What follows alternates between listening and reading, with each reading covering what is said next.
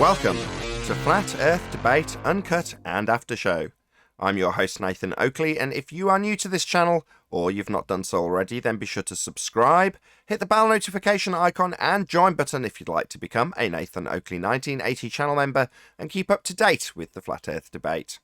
If you would like to support the channel, there is a super chat that runs alongside each of these shows while they premiere, and there's also a PayPal, Patreon and crypto link in the info box below the video. Also below this video you can get £50 for swapping your UK electricity supplier to Octopus Energy.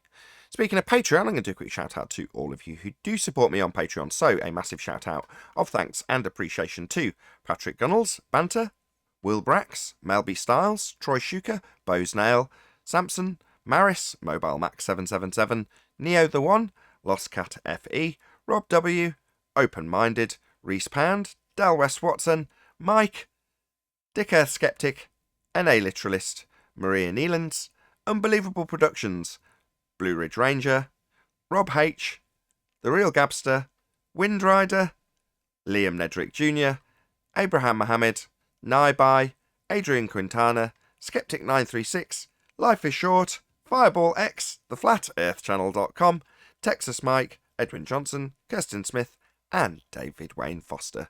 So another massive thank you to all of you for supporting me on Patreon.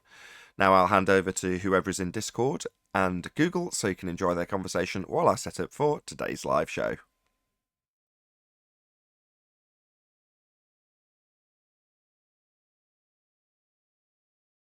Did you say that? Where is 10th man? I don't know. I'm here. I was just getting tea. He's the C guy. See? See, guy. Oh, I see him now. I see too. See, senor. Quit making waves, Neil.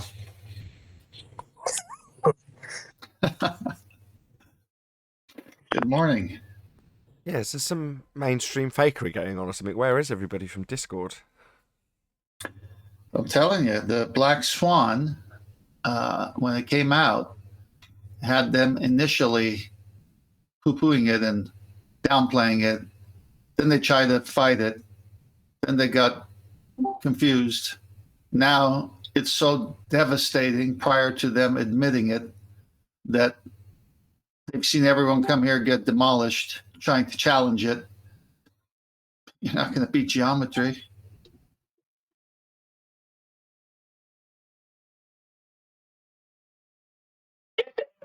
Oh, I was kind of hoping somebody would try to argue inflating and deflating Earth. I was looking forward to that. Or in other words, concede they require geometry, therefore tangent, and just assert that the tangent might change on a given day. Yeah, over like time too. So it's like the Earth's breathing, you know.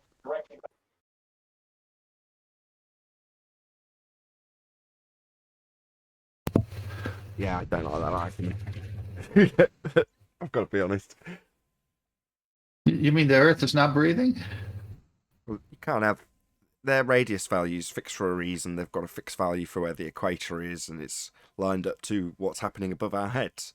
You know, the fact that they've got a presupposition of hemispheres and a set radius value that's their model. I mean, it's set in stone, both metaphorically and literally for anybody who reifies it.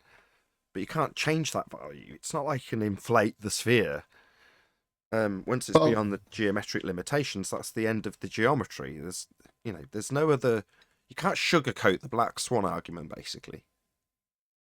Well, not 2015, they were showing us pictures of Earth from outer space, a violation of second law, and the continent of the United States was bigger. And then the next one, it was smaller. So it is breathing, Nathan. Come on. I've seen them justify that away with the focal length claimed and all the rest of it. You know, those sorts of arguments are set up for flat earthers to fail when they say, look, it's got a different scale. And they're like, well, it was shot with a different lens at a different distance. And I've even seen people replicate it in scale. And at the end of that argument, you go, well, what? Because they've proven that the scales that they give you when modelled represent it as it's presented in those differing images, that means it's a sphere. No, all the images are taken from space. a fake place that can't exist because the gas we breathe would fill it. Well, isn't that what Ranty did on the scaffolding? Put the proper scale with a Coke bottle, and then when asked what were his dimensions, he admitted he wasn't proper, and even though he was over 700 inches short of being proper scaling, he said it didn't matter. Something like that. I didn't actually see that, no. That was one of the best parts of the debate. Okay. Brian was good, man. Brian says, "Okay, you're going to scale. Let's see if you scaled right." And Ranty says, "Oh, I scaled perfect. I did everything right." And then Brian, as he intended, walked him through the process. And then Ranty, and then he says, "No, you didn't scale right. Look at you're way off." And then he says, "Okay, I didn't scale right, but I'm still right." Basically, is where Ranty went. Standards are low, as I've said all along. It's the globe standards are lower than ours, much lower. Yeah, but Ranty was on the scaffolding, so he was higher. Well, I don't understand what any of this means really, but fine if you say so.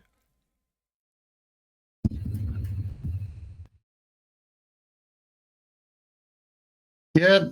Anyway, the ballers used to come here. There used to be so much noise here. Look how nice and quiet the neighborhood is. Discord started, Philip. Oh, all right. Well, let's see if someone's going to defend their ball. Anybody in Discord want to defend the ball, or you're going to let it die today again? We got somebody new. His name is Chad 2000. Not sure if he's baller or not. He's new. Let's welcome him. Hello, Chad. Welcome to the show.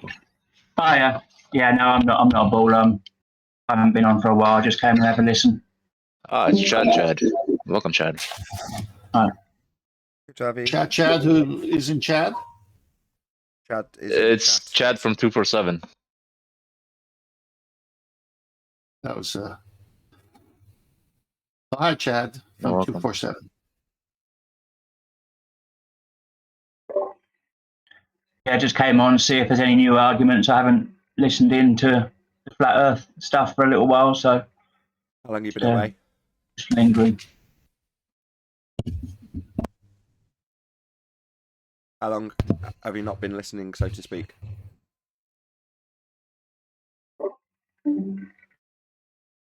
Sorry, didn't quite catch that. How long have you not been listening, or have you not been keeping up? Because then. Oh, about 3 or 4 months. I just deleted my Discord and everything, and just had a break.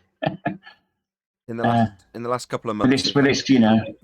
In the last couple of months, we've had a new. I wouldn't call it improved, but certainly from a aesthetic point of view, you could say it's improved. Black Swan, which has been fondly titled the Blackpool Swan. Same argument applies. So the Black what Swan? Blackpool. Blackpool. Oh, right. So it's from Blackpool, is it? England. Indeed. But if you know the Black Swan, it's the guy who does a lot of stuff down there. It's got a PhD, hasn't he? The guy who does a lot of pictures down there. Oh, Dr. John D. Is that who did it? No, it was just a photographer. So the Globe right. Side of the argument took a picture, that they found on Facebook, and ascribed angular sizes only to it, which were only acquirable on a flat plane. So they had to build up a little straw man to acquire the angular sizes, which in many instances they couldn't actually see in the image. Things were occulted, but I won't go into that. To then later burn as a straw man, saying you only claim angular size change at distance is the cause of whatever they were claiming. Well, usefully, initially it was cropped out, so they presented a Texas sharpshooter fallacy in the first instance, along with a straw man fallacy, which was highlighted immediately. But beyond the image they presented was a better, if you will, black swan. So the image itself that they did present was a black swan, which was identified immediately. But they'd cropped out a bit that you could see it further back. Just great. So that's what you've missed. Oh, right. So more of the same then, but yeah. Well, no, not It's more clearer, of the isn't same. it? It's not more of the same, because what they've done in this instance is they've tried to utilise an argument that includes perspective when they're begging the question, proof of nothing perspective hijacking Earth curve calculator does not include perspective. So it's been a useful segue back to the Isle of Man, but with the addition of the Black Swan argument in tow when making those same arguments again, but pointing out the deficiencies in their arguments, because they used to claim a tangent point horizon and how much it was proved by the things loomed with respect to it. Now they're saying the horizon's refracted. So it's like, okay, so you've now taken the argument away from the horizon, and in debate, which is what was being discussed between Ranty and Brian, one of the stipulations by Ranty on the globe side, who has recently transitioned from flat to globe, was that we don't talk about the geometric Earth curve edge horizon. It's like, so they've tried to segue away from the calculators because they don't have a geometric horizon anymore, but in so doing, they needed to burn a straw man that we don't claim, to acquire angles to make these assertions about drop with angular size. It's like, well, your calculator doesn't include it, you haven't got a geometric horizon, you're burying the globe Earth model further and further with this assertion, because it means we get to highlight to our audience almost daily now that there's no perspective in globe maths. It's completely excluded. But while they go on making their Mong trig claims that we don't, as a straw man claim, about what flat Earth should do according to them, we've been holding them to task about their trig and their claims about what they say a flat Earth should do when including only angular size changes, and then saying, why aren't these in your calculator now that you recognise them? So not Fleur perspective, something we've made up as flat Earthers then. You recognise and understand this effect is real, you just don't have it in your calculator. You mentioned a sharpshooter fallacy. I'm not familiar with that one. The Texas sharpshooter fallacy, also known as cherry picking. If I give you the analogy first, it's where a guy's up against the barn door with his gun, and he shoots off all 6 rounds, and then goes up to the barn door and sees where the shots are closest together, and then he hangs the target over those bits. So he says, look, I'm a really good shot, because he's hung the target over where he's got the best shot group.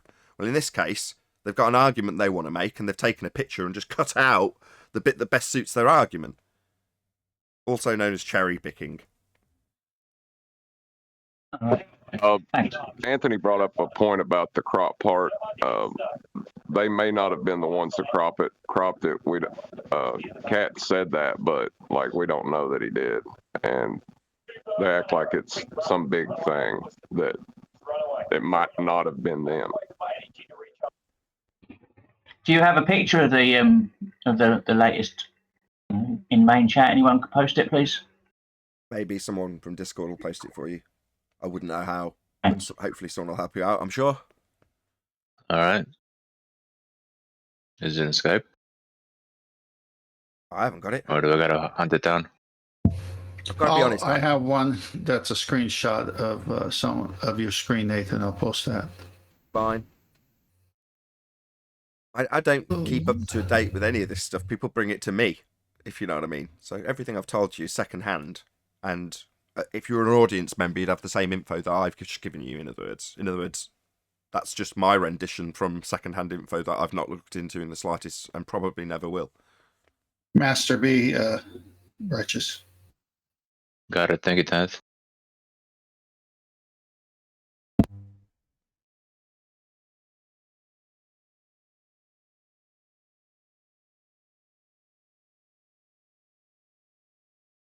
There you go. You're all up to date now.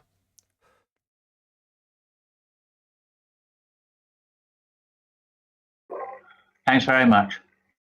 My pleasure.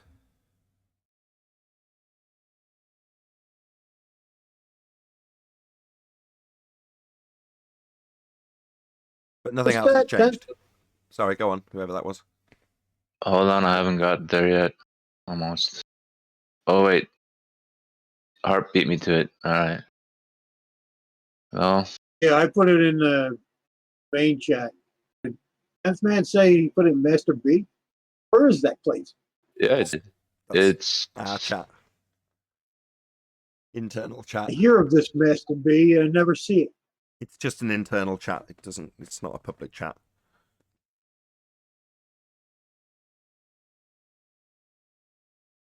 That special chat that you're not part of. That's not nice. You people I'm rock. just joking. But it is actually true. It is true. I know. I've never seen it. I'm not privy. It served Yeah, well you, because when someone needs something, one of the panel members could just post it there, and then the other person can get it. The reason it's private is because I post the link to the G Plus panel daily in that chat. So it's trusted people. Occasionally someone like Eli will sneak in. Oh, hi, Eli. Yeah. Cause chaos in there. I've noticed. No, it's just trusted people. Eli is absolutely a trusted person. That's why he's got a link. He wouldn't be here if he wasn't trusted. He is. Not that you're not trusted, I'm just saying, generally people in there are vetted.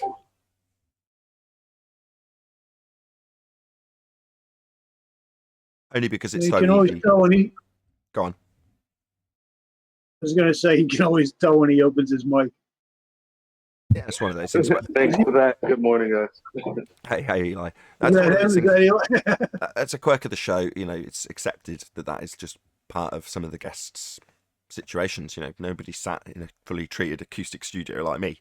Most people are sat with their phone next to them, so I just accept that now. I used to get annoyed about it back in the day, but it's like you just have to weigh up which is more important, Eli's voice being heard versus his crap mic. Well, his voice far exceeds the insufficiency of his mic. It's just that simple, so who cares? You just have to, therefore, from that point on, forget about it, and true with everybody else as well. Yep. I used to get annoyed.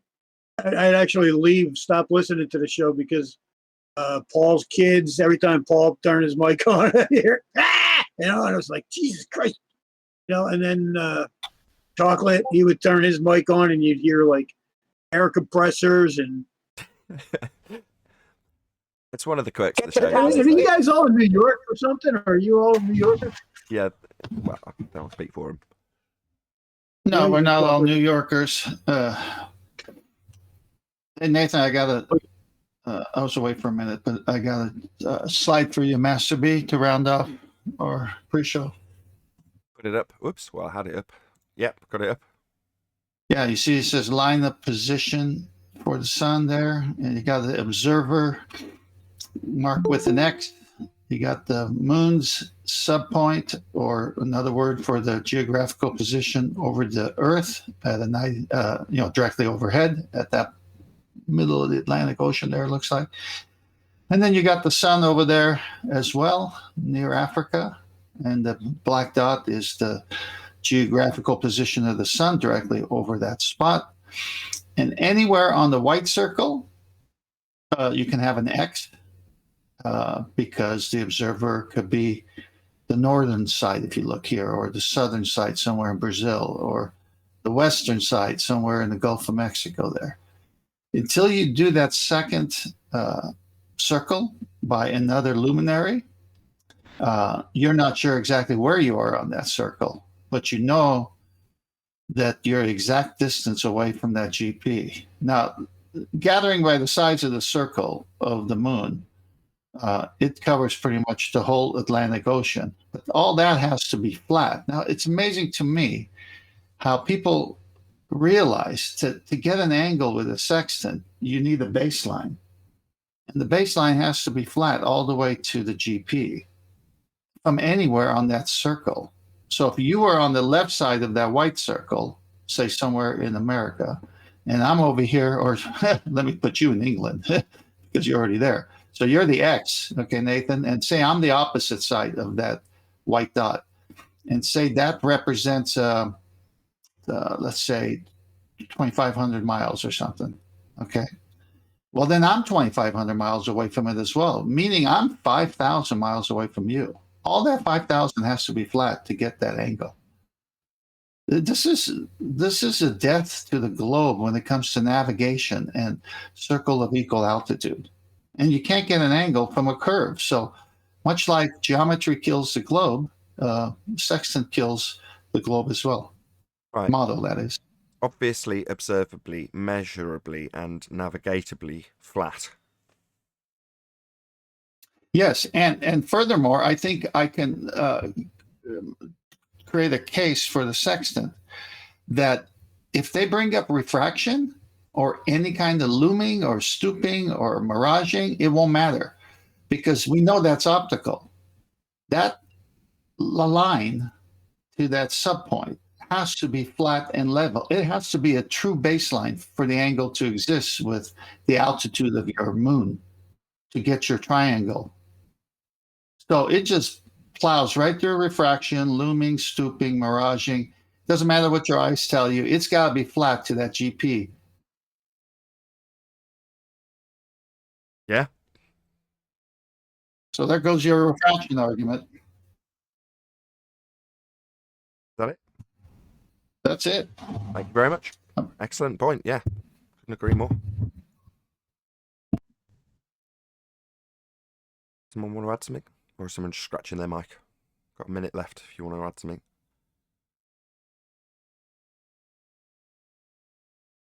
Or we could just sit here in silence. I mean, that's good too.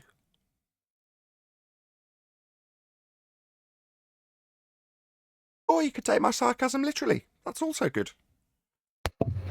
What? No. Earth's flat. Nothing's left to talk about, really. Oh, how much I disagree with that statement. Well, we listened to the show yesterday. That was hysterical. What? No. Oh, yeah, when you said the sun, I'm going to measure its movement to give me my proof, see? But you only said a few minutes ago it wasn't moving. No! No! Yeah. That's what you said. The way you did it, though, and the way you caught it was classic. Well, he was horrified.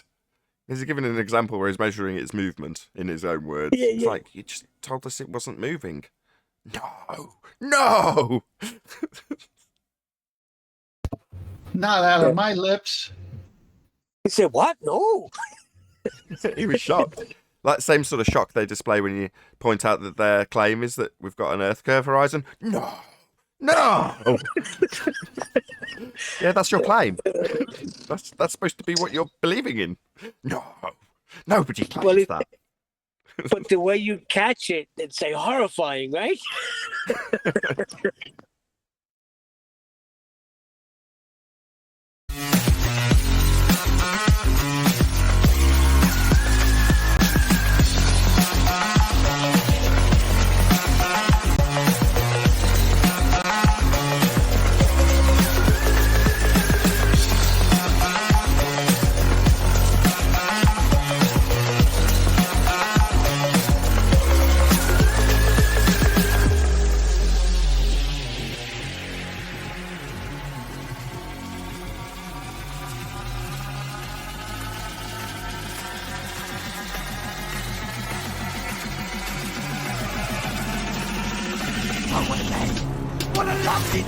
Welcome to Flat Earth Debate Live.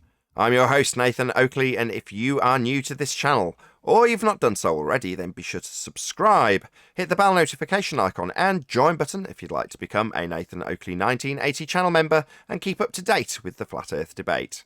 If you would like to support the channel, there is a super chat that runs alongside each of these shows while they are live, and there's also a PayPal, Patreon, and crypto link in the info box below the video.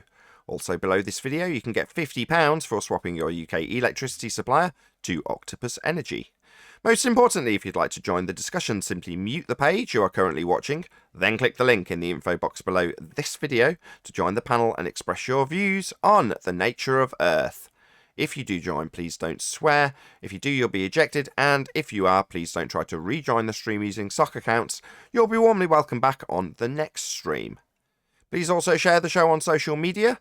Sharing the show obviously increases the live audience, but this in turn increases the chances of a more diverse panel, so please share the show on Facebook and Twitter.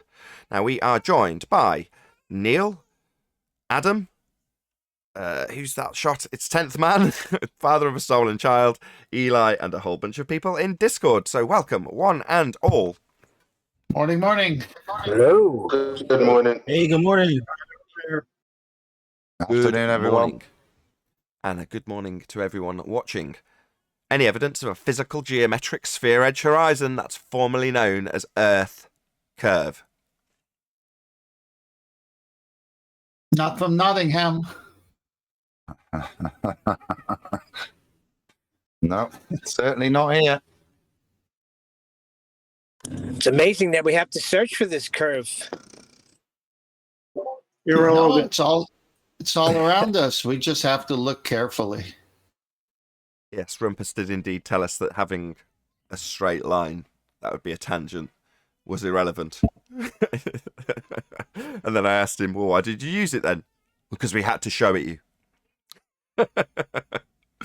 Any evidence of axial rotation of the Earth-based variety?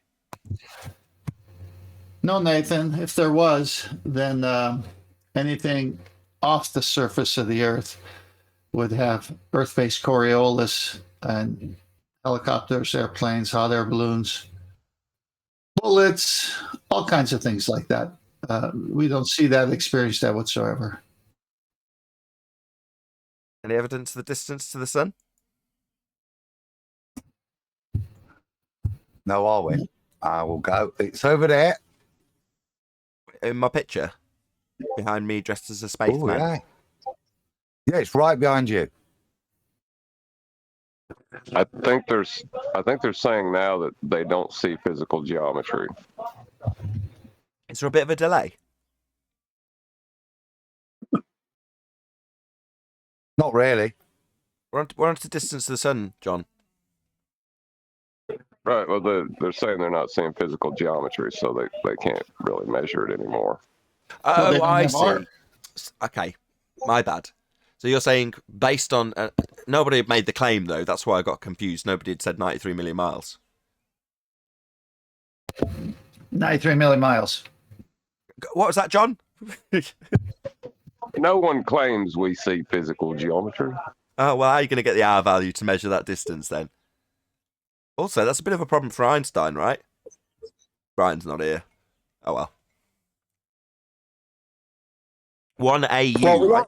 we have a problem. Everybody's got to watch out because China sent a rocket out and they lost it, and it's going to come down somewhere, but they don't know where. Be a bit more detailed. Sent a rocket out. What was it? Out on the town? Out partying? Yeah, they sent it up into the violation of second law of thermodynamics, the area they call space. No, they didn't. That's a lie. Who? China? No, China are lying. Well, what they're saying is everybody watch out because it's coming down somewhere. Aren't there It's people in lost that? in space.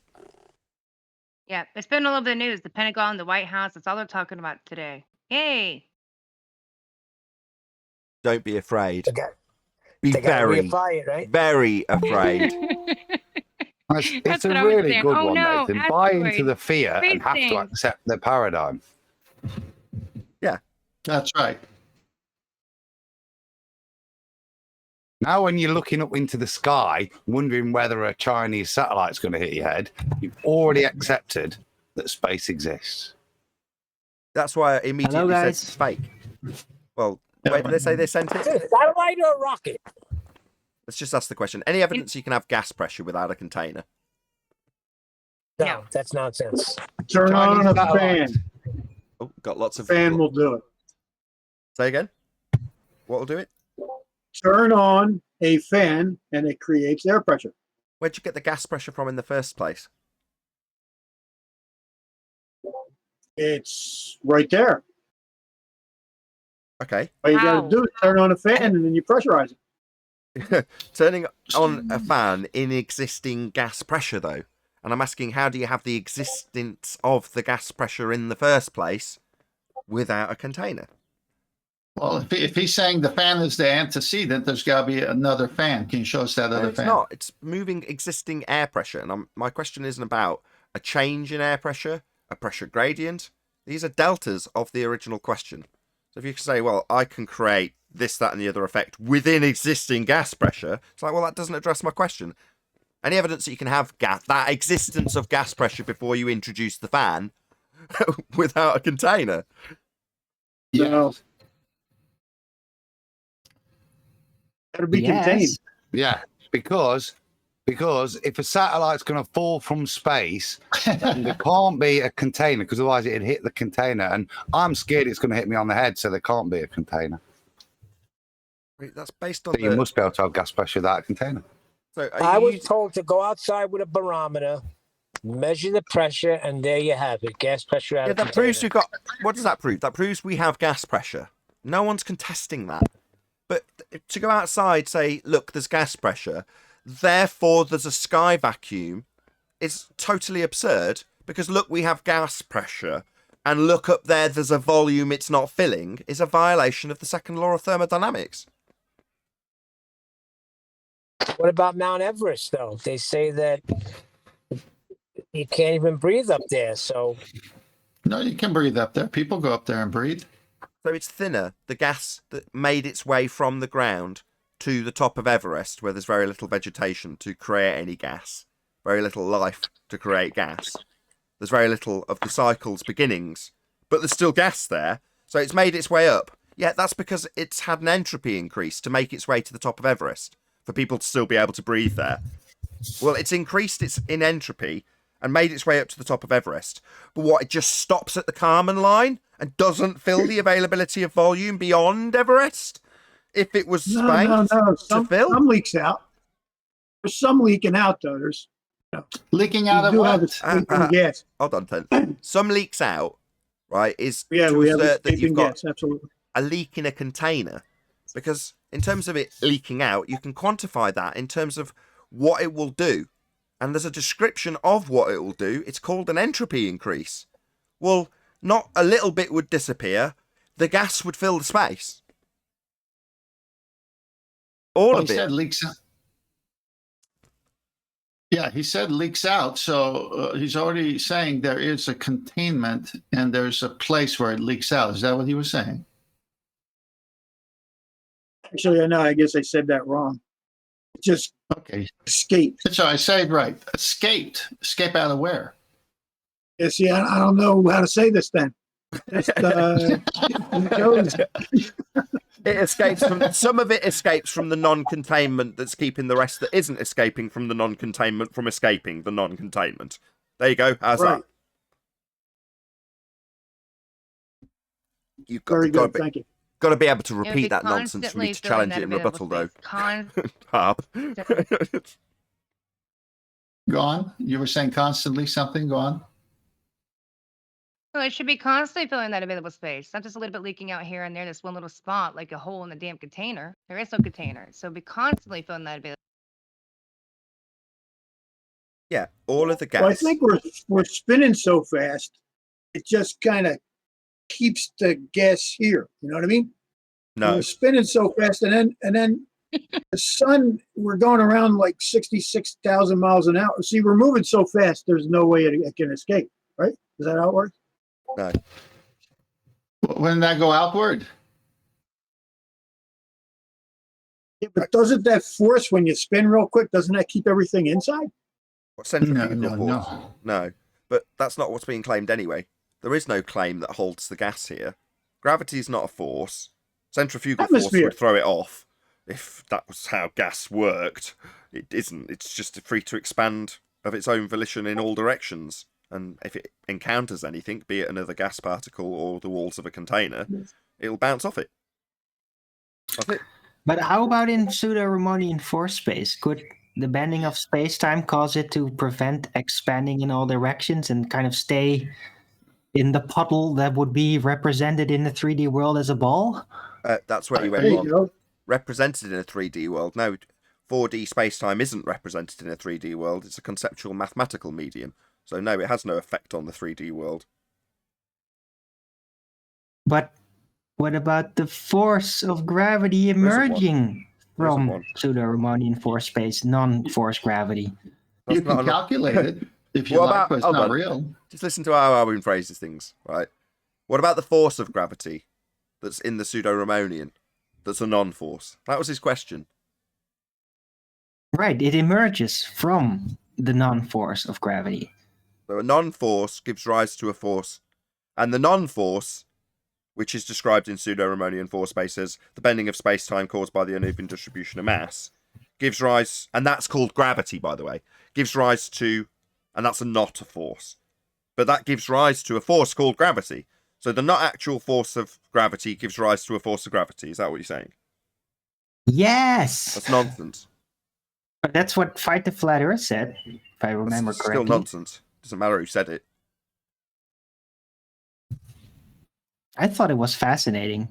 He's been told by... He's an idiot. He's been told by George Musa, who had on to back him in his claims that gravity was a force, and I quote, to Craig, like the flat earth, literally, it is not a force.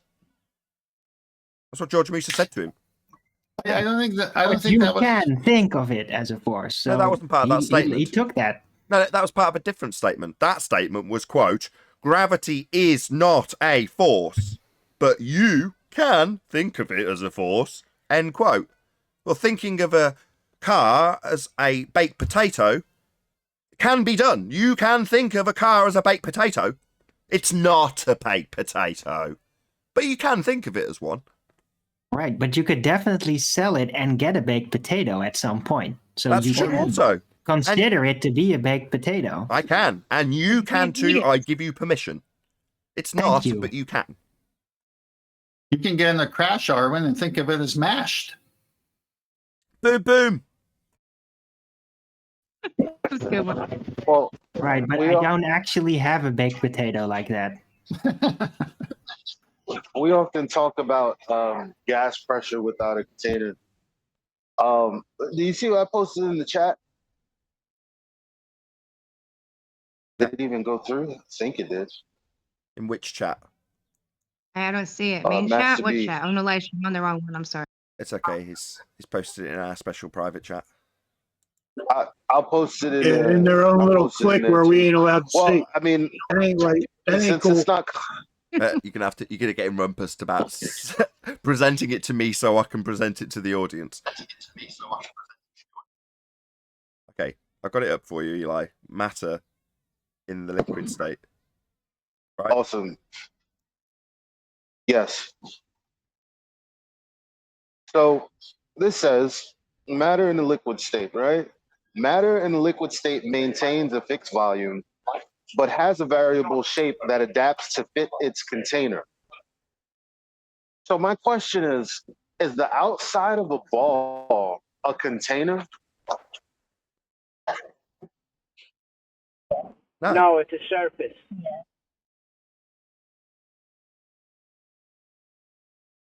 All right, well, I mean, shoot. Okie dokie. Well, thank you very much. Well, you got a picture up on your screen that shows the outside of this model of theirs is infinite space. So, no, they're not saying it's a container. Well, usually, Go on, John. what the way they teach gravity is first you have to accept it as a force before you can accept it's not a force, but it still has that causal power of the force.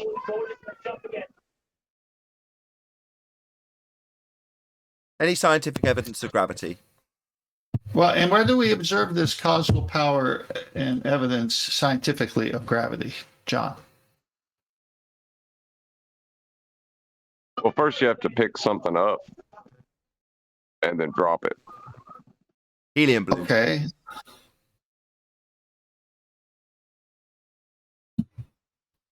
Helium balloon.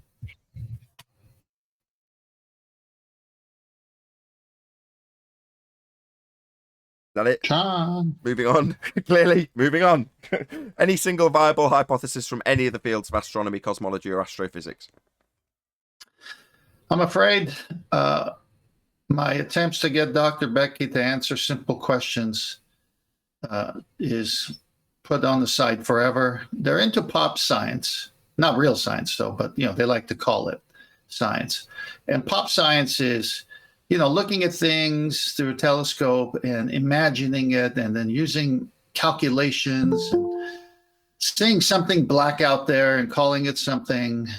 I mean, it's just nonsense. And then they actually have school studies on this, and they, from one type of discipline of teaching on the subject to another, then they go to these events where they get pictures with this PhD who's got this one finding. And then when you ask them a simple question, crickets. It's like they live in their own little world of make-believe. I was going to edit down the bit from yesterday, but after a couple of minutes of watching it, I thought, no, I'm gonna leave this as a full video. It ended up being over almost an hour, over 50 minutes long. But I thought, no, I'll put a little teaser of part of what happens during the show at the beginning, intro, and then I'll just play the whole lot, because I think it was, I can't remember the exact number, but it was over 10 attempts to demonstrate to a fundamentalist religious zealot with a sphere belief that is only here to tell me I'm stupid that his claim of science is not correct, while he's using it to grease the skids of his just so stories. Now, that person was a great demonstration of religious zealotry. Didn't matter what I said.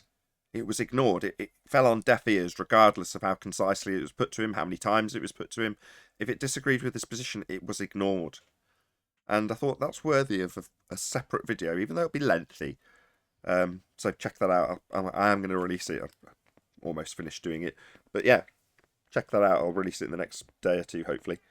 A lengthy video of a fundamentalist religious zealot using science, which he didn't have, to make his claim of being capable of acquiring a radius value.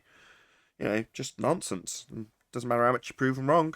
They'll just deny it or ignore it in favour of their religion.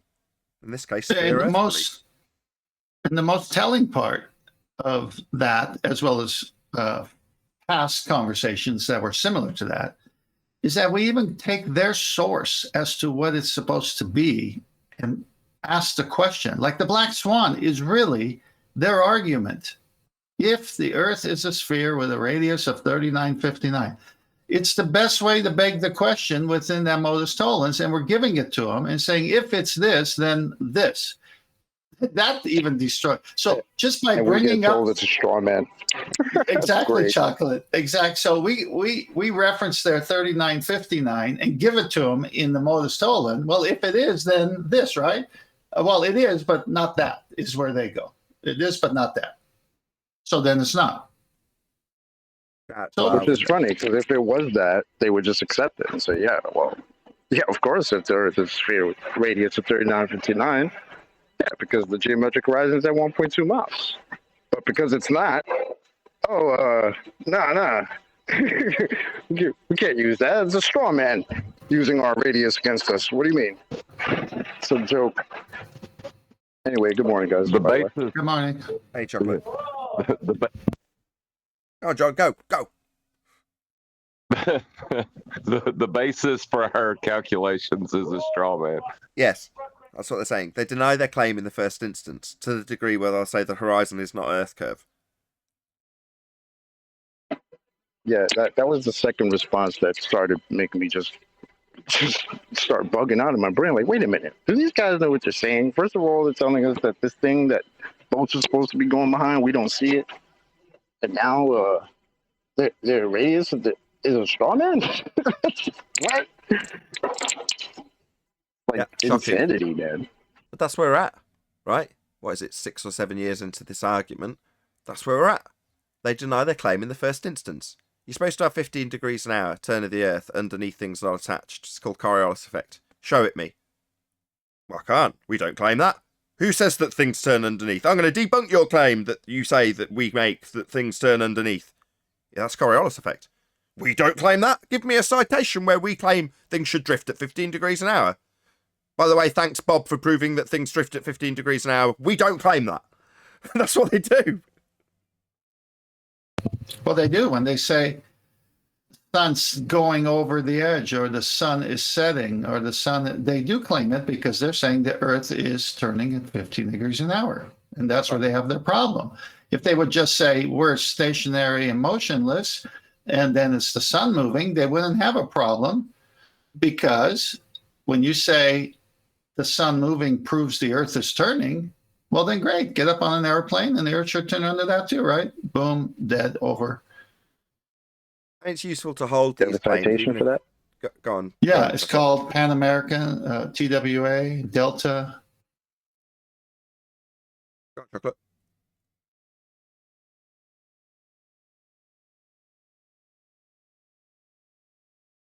I was going to say, does 10th man have a citation for all that? Because, you know, apparently they need to be presented citations for their own claims. They So, yeah. even have a private jet named Citation. I can give it to them. As I say, there's Well, certain. if you accept the citation that you give them, then they'll just say, then you accept the reference is true. So that'll be another red I herring. mean, the funny thing is about them not accepting their own citations is, yeah, citations don't mean anything without any backing to it. So anybody can say whatever, right? But the funny thing is they don't accept their own citations because there's no backing. So keep not accepting your own citations, Globers. Have fun with that. You mean like the National Geographic one that you had up the other day? Yes. Exactly. I'll explain that for the audience's benefit, actually. So, we have an argument called the Black Swan. If the Earth was a sphere radius 3959, then every distance to horizon could be no more than 1.2 times the square root of the observer's height in feet, and the distance to horizon in the Black Swan images, including but not limited to the Blackpool Swan, is in excess of the geometric limitations of a sphere radius 3959. Therefore, the Earth is not a sphere. Its horizon is not a physical blockage to these turbines, to the boat, to the Isle of Man, as is claimed. Now, when that argument's put to a sphere-believing fundy, their response will be, nobody claims the horizon's Earth curve to block these turbines for this boat to go behind to block the Isle of Man with a tangent-based geometry we assert proves Earth curve. Nobody claims that is their response. Literally, they tell you, we're not claiming it. We say that that position we formerly claimed was an obstruction to these things in the distance is actually a refracted, non-geometric position that cannot give us the maths to assert its Earth curve, and it isn't Earth curve, it's a refracted, non-Earth curve position, but it's based on the geometric Earth curve we can no longer acquire. That's their response. So they deny their claim in the first instance. Then you point out to them that their claim requires a geometric Earth curve edge horizon. It's in their geometry, marked as horizon. And they have claimed that it's a geometric sphere edge getting in the way of turbines, the Isle of Man, Barrow-in-Furness, the list goes on. But they then don't know where to go, because what are they going to do? Deny that they have an Earth curve edge that's geometric? Because they've just told us it isn't capable of being seen and only exists in the maths? Or are they going to say we do have a geometric horizon, in which case, well, we've just explained that the Black Swan debunks that geometric sphere edge horizon. It's beyond the geometric limitations, therefore not a geometric horizon. So they're screwed both ways. Refraction, oh, what's that? Oh, of course. Lest I forget that they've got that cracker of a response. Well, refraction in their globe model is based on the R value, 7/6 of the radius value in standard form. Standardized terrestrial refraction, shortened to standard refraction. But it's based on R, and where do they get R? Well, they get it from the edge of a sphere. It's the distance from it to the centre. That's what a radius is. And if you haven't got one, then you haven't got the geometry to bend the light around the sphere, or bend the horizon around the sphere, which wasn't asserted when we debated about what was claimed to be proving the horizon was Earth curve. Now it's not. Well, that's just the end of the model. It's paradoxical. It only exists in the maths. We've even had that as a disclaimer. Quote, the geometric horizon only exists in the maths. Well, that's Earth curve. Earth curve only exists in the maths. But what's that you say? The thing that only exists in the maths is the cause of the horizon? No, it isn't.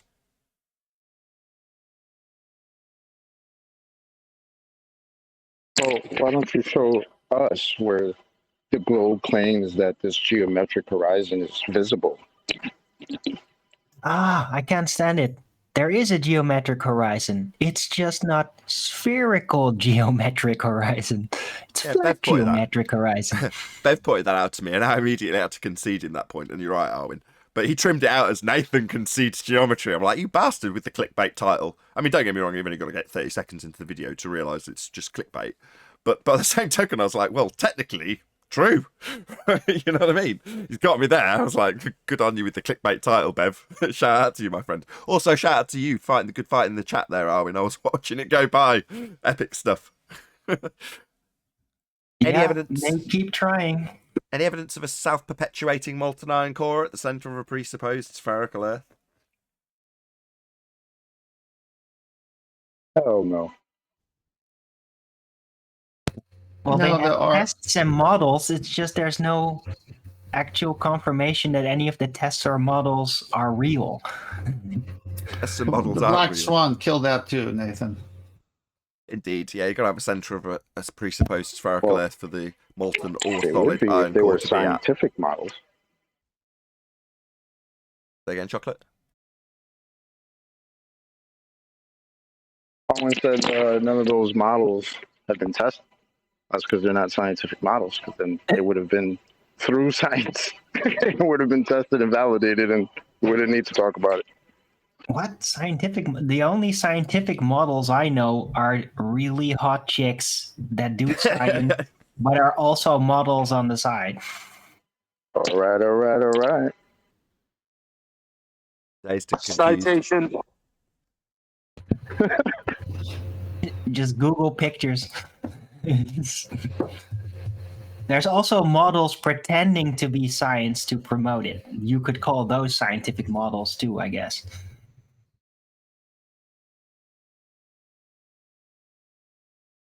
What haven't we had? Have we had all the housekeeping questions? Sure, I've missed one.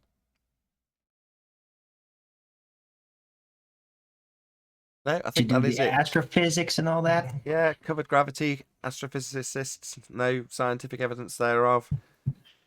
Axial rotation, Gas pressure? Earth curves, distance to the sun, molten iron core. Ah, got Gas it. pressure. No, I covered that as No, we well. did. I covered that. Any evidence of the R value, Earth radius? Almost forgot about that one. Take a, Wouldn't you need curvature for that? Yeah, I you'd think need. Kosho should be speaking up, huh? How about the Kosho? I see you.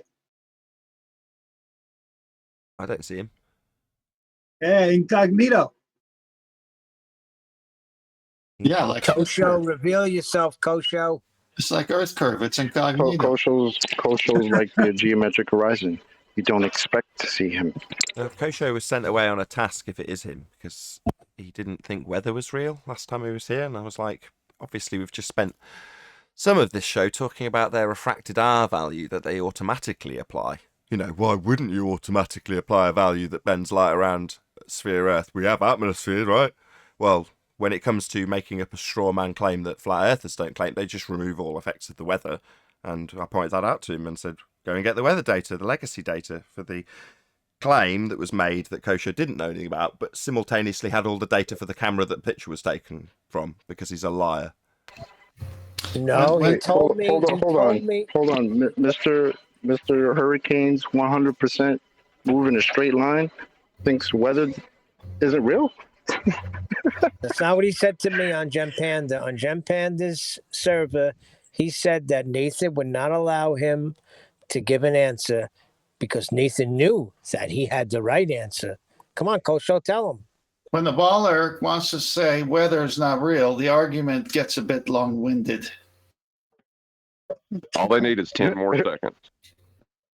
Yeah, when they're making a straw man argument claim that we don't make, then in their straw man argument claim that we don't make, they'll say, don't need weather. Why? Well, because the flat earthers wouldn't have weather. Oh, really? Would we not? Yeah, we would. But Kosho was sent on his What? way, No. tail between his legs, to go and get the legacy data for the weather, for the observation he didn't have a very good idea about, but simultaneously had all the data on the camera that took the picture. Shocking. Doesn't matter. Weather doesn't matter. It's irrelevant. Yeah, they're moot points. Everything's becoming irrelevant to these people. Yeah, said it won't make any difference. It's the same every day. And then Anthony Riley points out that some days you can't even see the mountains. So, as I get Fundy muted, some days you can't even see the mountains because of the weather that, when making a straw man claim that flat earthers don't make, is apparently irrelevant. You really want Yeah, to we're ask really this Kosho how Bob hurricanes Ring. move? I speak to Coach all the time, and I understand. I've heard he's not able to speak over here. I'm actually hearing Nathan Oakley for the first time on here ask you a question, and I'm not being rude, hon. I'm not trying to call you out. I just don't understand why you're not saying anything unless you just don't have time to talk. But they are actually trying to get you to speak, and I'm actually a witness to it this time. They're always allowed to speak. They always say the same crap.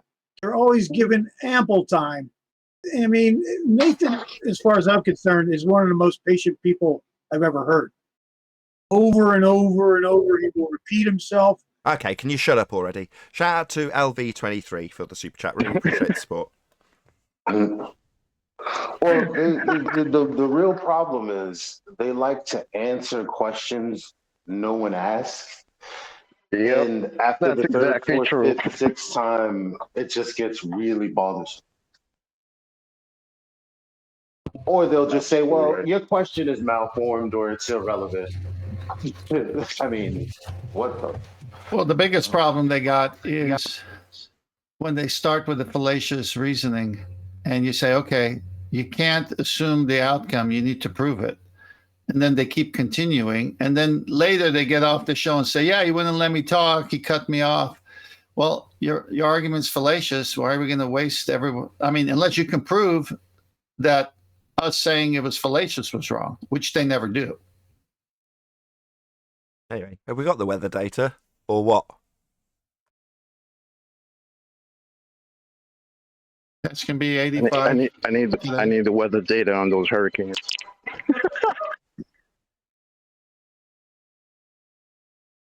You know, I have been hearing a lot about you. Any of the flatties want to have fun. Ask Kosho how hurricane winds move. That'll be a great one. It gives you a straight All answer, people are saying Chocolate. lately, Nathan, is you don't give anybody time to speak, and whatever they say, you don't want to hear about. Their proof you don't want to hear about, and that's just for me ridiculous. Because like I told them, someone just said a second ago, if you come in here with BS, yeah, you're going to shut them down real quickly.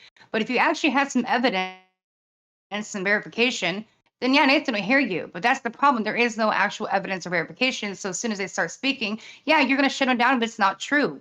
You're going to say, stop right there and go on and continue with what you have to say because you're about verification. Oh, I'd hope so. I mean, like I say, the video that's going to come out that I say trimmed out, I did make a few minor edits because I used the C word several times. So I edited those out. But other than that, it's unedited. It's just as is, hence it's very long. But right at the beginning, the guy comes on, I clear the airways for him, let him make his claim in full, and then start to address it.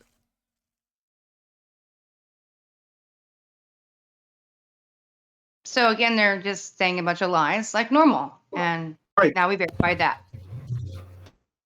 The issue is there's no problem believing in the globe. There's only a problem defending your belief with reality.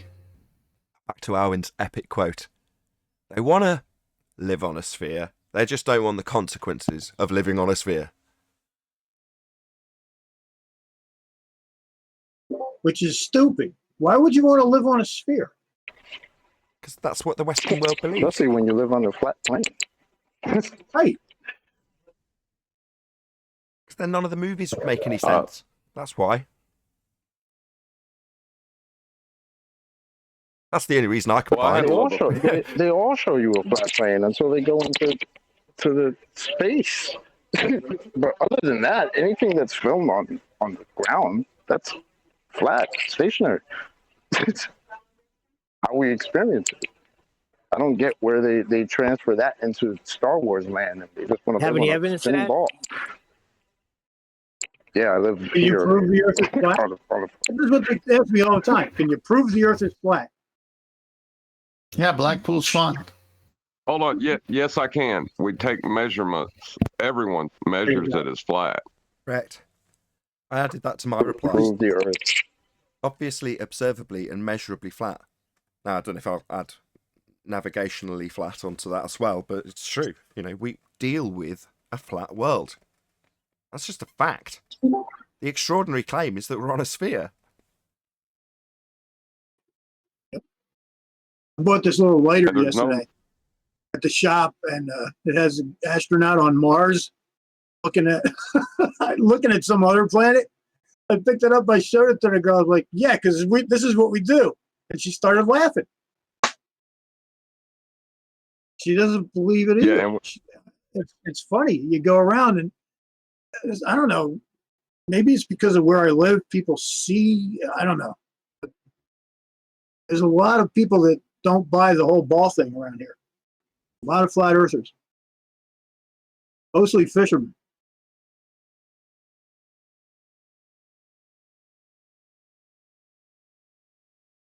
As I say, we experience a flat world, and often from the heliocentric religious side, their priesthood will declare it, how flat it is. And that's because that's what you have to deal with. That's what you experience. That's what's measured and shown in Google Earth. That's the reality of your situation. There aren't any representations that will give you the actual claim measured out at 8 inches per mile squared. That's something that you will compare a picture you take with a mathematical reification in side view, Muppet vision, orthographic view, without perspective, targets not changing with their size and the distance, 10-foot wall at 1,000,000 miles still being able to be drawn, with you still being able to see it. All ludicrous. But that's where the Earth curve lives, in a reified Earth curve horizon that we don't have anymore. So it's the end of the road for the model. There's nowhere else for it to go. It would have gone somewhere in the last 18 months since the Blackpool, I keep calling it the Blackpool Swan now, but the original Blackpool Swan came out. What have they got? The Earth curve is like Freddy Krueger. It just lives in your dreams. It does. Lives in the maths. Doesn't live anywhere else. There is no Earth curve edge horizon. Yeah, they claim boats go over it, until you realise that it doesn't. And then you point out how and why it doesn't. And in the case of the flat Earth debate, we're now in a position where they're telling us it's not real. They're telling us it only exists in the maths. They're telling us we can't see it. And now we're asking them, why did you show it us at the Isle of Man then? Why did you draw a tangent to it then? And the answer is simple, because that's what their claim is. They're just denying their claim now, because we've debunked it. Yeah, when they have a calculation that is based on a measurement they take to the horizon. Now they're denying that calculation to try to keep that calculation. It doesn't make any sense. Even if you grant them refraction, it destroys the model. Unitox Femu, or Sasha from the chat, says, maybe globers are claustrophobic because of a closed system, and then everything is coming from their mind. I mean, I think it's kind of the other way around. If you've got a completely open, empty space and you're a speck of dust in an infinitely expanding soup of nothingness, then you can have a very nihilistic outlook on life. Not a lot matters. That's another phobia. I don't know how to for open space. I don't know how it's named, but it exists also. What exists? The phobia of open space. Claustrophobia, it's a closed space. Agoraphobia. And you have opposite of that. I think. Agoraphobia is the fear of going outside, right? Yeah, agoraphobia. Yeah. Or agoraphobia, some people call it. But anyway, yeah. The fear of wide open spaces. Yeah, that will not prove the globe, yeah. But that is, in some way, something I've experienced, if you want to call that agoraphobia or agoraphobia, back in the day when I was a heliocentrist. You'd think of the infinite expanding universe and how insignificant you were, and it would be a little bit scary.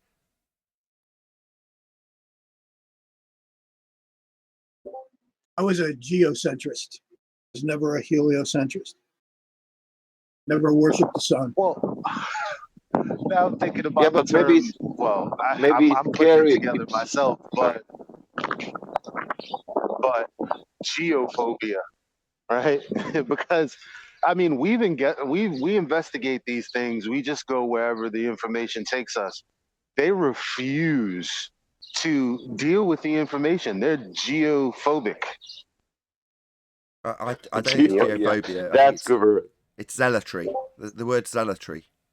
They're zealots. It's the world religion, folks. Everybody's waiting for this new world religion to come out and fool everybody. And guess what? Everybody's already been fooled. Exactly. It's called the heliocentric model. Yeah, the heliocentric religion. Heliocentrism is Correct. the religion. Heliocentrism is what you're part of. You just don't even know it. And your westernized world religion, which may become considered as the one world religion, will be heliocentrism. That would be the sun at the centre of your world, an ever-expanding space in violation of the second law of thermodynamics. That's your religion. Now, the people who we point that out to, when I say they're zealots, the example would be, again, in the show that I'm going to release in the next couple of days, where the guy has his position taken apart quite concisely on multiple occasions. But when that happens, there's a short pause. He'll ignore all of it and then either ask for more time or repeat the claim again.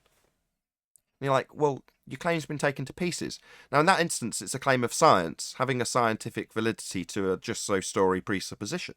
You're like, well, you haven't got an independent variable that can be varied. He claimed Earth turn, science thereof. It's like, well, you can't vary that if that's your independent variable. Claim cause of the effect you're claiming. Which is non-existent, but we didn't even get into that. It's like, you haven't got science. Now, he still wants to believe that that story he's been told or he has read is science. So, therefore, he cannot hear the fact that it isn't. It cannot process. It will not process. And you end up in a position where you have to repeat the same thing 13 times, with them conceding the points. No, I can't vary my variable. Well, then it's not science. Short pause. But I can calculate blah, blah, blah. That's zealotry. He can measure the controls.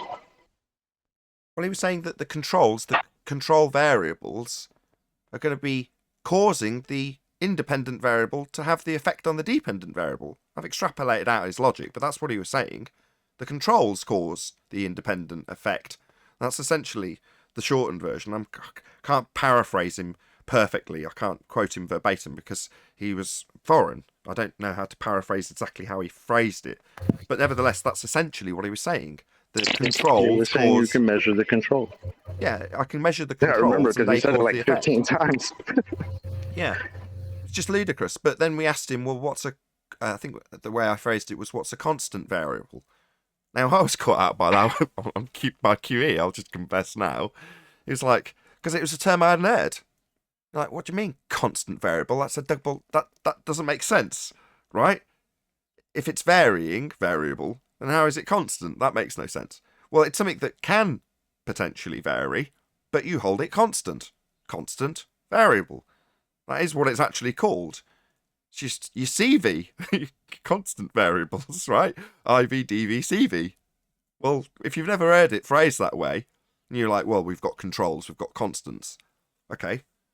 Well, what is your constant variable? What's the status? What does it mean? And the guy didn't know. Why? Well, because he's pretending he's got science. When it's called out as not being science, he doesn't know what he doesn't know. It's total Dunning-Kruger.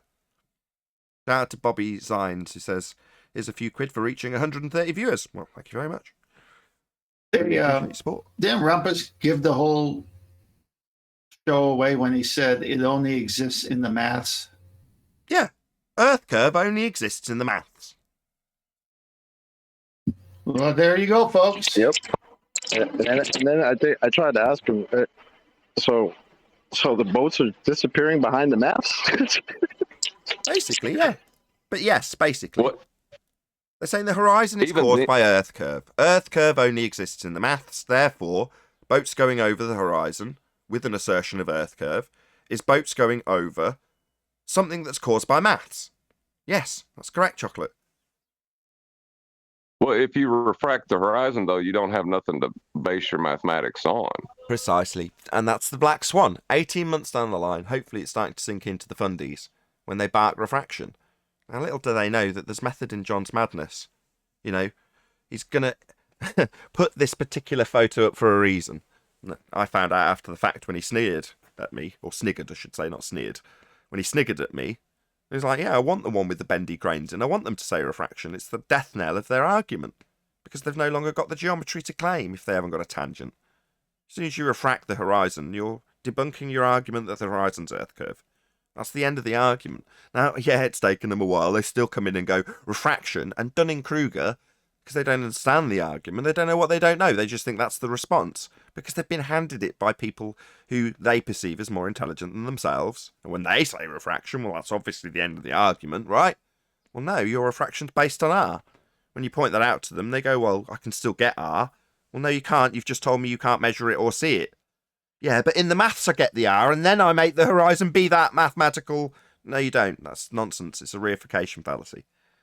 Shout out again to Unitox Femu, who says 50 million reason. Oh, it's gone off my screen. 50 million reason per day is too much, to be honest. I think it's 53 million now. It's NASA you're referring to there. 53 million a day.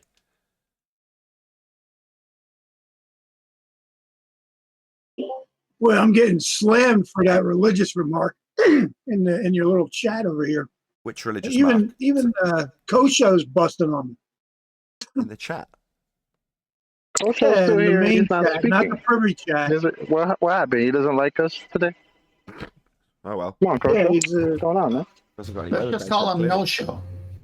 He had weather Hold data. on, It I've was been hyped going up. on. I've been That's going usually on. what Jim he's called. Panda's talking to him, so he can come on here and talk to me. He's trying to get the weather data. And we'll hear from him when he does. What? No. And now for the weather. Hurricane winds are moving 100% in a straight line. And now sports. Look, no poisoning the well. He's had chores. You know, I'm sure he's going to come back with slightly more coherent response than nothing ever changes, weather's not real. Did you say coherent? Yeah. When does he ever come back with something coherent? Who said incoherent dielectric acceleration? Again with that? Well, like I say, last time it was nobody. weather doesn't change the image. Don't need it for our flat earth straw man we're burning. Oh, yeah. Who in the right mind would ever say hurricanes move in a straight line? Somebody who understands the principle of Coriolis deviation, which would be to assert that there's a not actual deflection of something in the air. Therefore, for you to perceive a hurricane to be turning as a result of you turning beneath it on a claim to be turning Earth, then that would imply that it's travelling straight and only perceived to be turning because you're moving underneath it as claimed in Coriolis. But that would need your hurricanes to be travelling straight for that Coriolis claim to make sense on a turning Earth. Obviously, they've got actual spin directions as opposed to not actual deflection Coriolis effect. That's why it's been claimed that way. Cognitive break. Well, wouldn't that also not actual deflection also be appropriate for other things that are not on the surface of the Earth, as the Earth is claimed to be turning underneath it? Anything not attached would deflect at 15 degrees an hour. Well, that's a good way to verify if the claim is true in the first place. So if a drone goes and hovers, yeah, what showing happens? anything deflecting at 15 degrees an hour would be a good way of proving their claim that things drift at 15 degrees an hour because we turn underneath them to cause Coriolis. It's just a shame nothing demonstrates that effect whatsoever, in spite of them claiming, as Neil deGrasse Tyson does, that a ball is deflected through a goal because Earth turned beneath it. Or their claims in the trenches that snipers have to lead their targets because the Earth turns beneath the bullet. What's the definition of Coriolis again, Nathan? The not actual deflection experienced from a non-inertial turning reference frame. That it doesn't use all of those words. Can you try again, please? Can you suck my balls? Why, you don't understand all those words? I knew Ed was What's wrong with you? Right, why? Have I made a Coriolis claim? Who's claiming Coriolis? You or me? You're claiming a specific definition of it, so can you read the actual definition, please? I don't have one to hand, I just know what it is. Apparently you don't. Can you please look it up and display it on the screen so everyone knows you know what you're What do talking you about? say? Well, first and foremost, who's claiming Coriolis here? Because I'm not claiming Coriolis. Maybe you think this is a Simon Dan situation where you need to debunk my reference frames that I'm not claiming? You're claiming a specific definition, so again, can you pull up the actual definition on the screen, please? Nah. This is the saddest tactic I've heard yet, bro. Really? You're not going to do it. Can I read the This definition? dude is nothing but a troll, and just get rid of him. You hear that tremble in his voice? Can I read the definition?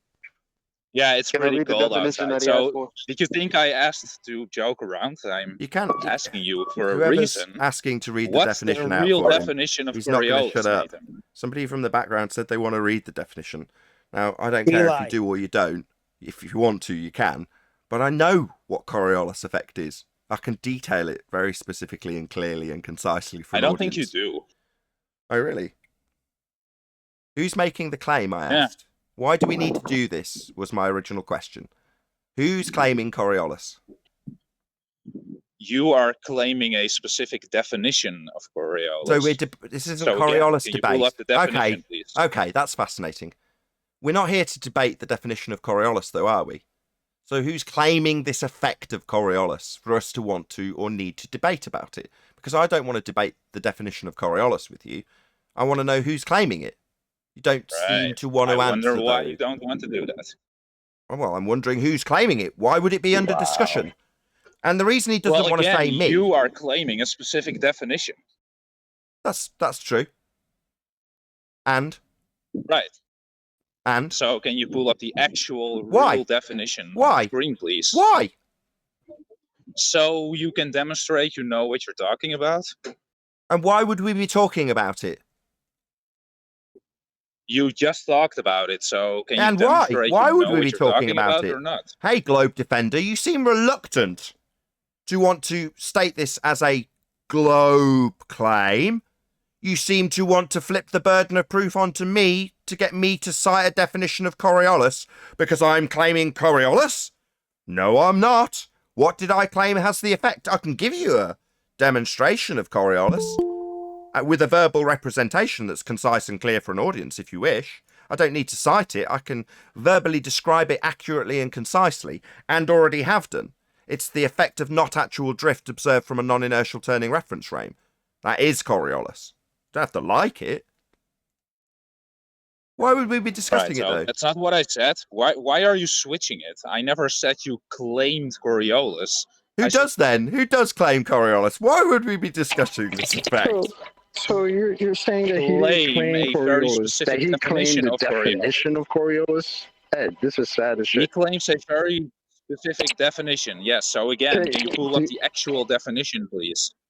Why? So we can compare the two. Can you prove that his definition was wrong? I did though. Why do you think I'm asking him to pull up the definition? No. Okay, fine. Someone's given a definition. I'll put it on screen for the audience. Who cares? Same as my definition. Mine's better. It's more concise. So you're changing the definition. I didn't Understood. say a Thank thing. you. I said mine's better. It's more concise. I'll put it up for my audience. And is that your definition or the actual definition? That's a definition. That's not what I asked. Sorry, why are we discussing Coriolis I've effect? given three. Hold on, Ed.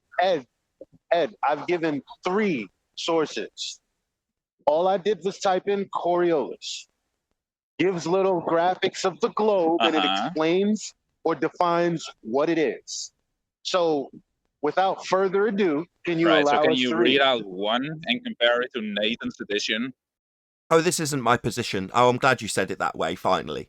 Oh, this isn't my position, Ed. I said edition. Maybe Fundy mute the point, which is that this isn't my position, Ed. As much as you'd like it to be. It's not my position, it's yours. Look, it's got a globe earth on it. That's definitely not my position, Ed. So, as much as you were hesitant to qualify why this discussion is taking place in regards to Coriolis, it'd be because you have a claim of it, don't you, Ed? I said your edition, not your position. Oh, I don't have one. I don't have any requirement whatsoever for Yeah, you do. Coriolis effect. It's a globe position I take apart based on the fact we don't see any deviation, so therefore there's no Coriolis effect. And it's claimed to be the proof we spin. We just don't observe it. So therefore it's not a proof we spin, we don't experience it. Right, but you didn't read the actual You didn't give us one. I put it up on screen. I put 3 different ones up on screen, though, for an audience. They matched mine. As I say, mine's better, because I said it more concisely. No. Okay, hand wave. Well, that's wonderful. Meanwhile, it's your so claim you're we're changing it debunking. to It's not my claim that you supernary? need to Fundy mute every time I open my mouth to point that out. It's your claim. You claim Coriolis effect on a globe Earth. We don't have that effect. Nothing's drifting away at 15 degrees an hour as I turn beneath it. That doesn't happen. Come on, Ed. You Why asked is for it a he was saying why the definition. So you're definition's wrong? using your definition and not the definition then?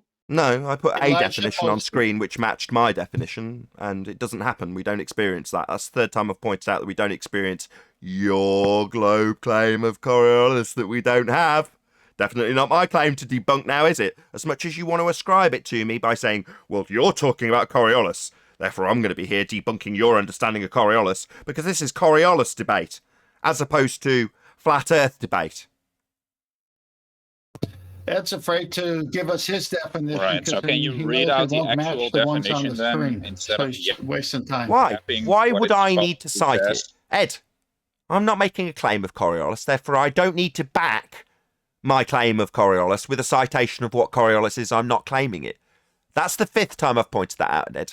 What I'd like, before you interrupt me, is for you Yeah, to acknowledge and it's my the response. fifth time Before I you told interrupt you me, you before claim a specific definition. before you fundy mute me, I'd like you to acknowledge my response.